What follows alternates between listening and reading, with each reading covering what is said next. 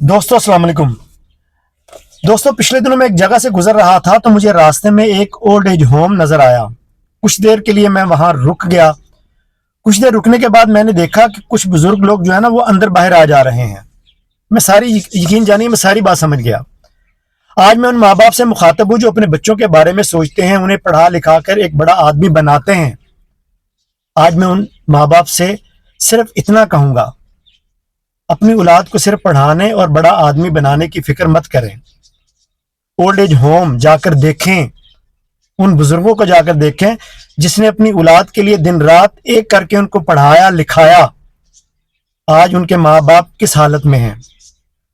Old age home ऐसे वालिदैन से यकीन जानिए भरे पड़े हैं जिनकी तरबियत ने वकील, इंजीनियर, डॉक्टर पैदा किए।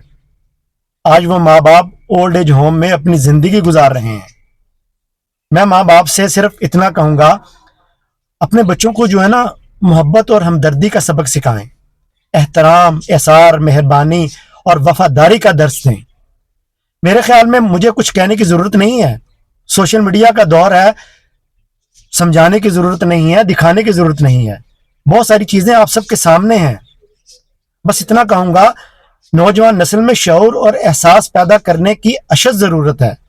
उम्र ढलने और शबाब रुखसत होने के बाद उनको भी इस तल्ख हकीकत और दुश्वार मरहले से मेरे ख्याल में गुजरना है।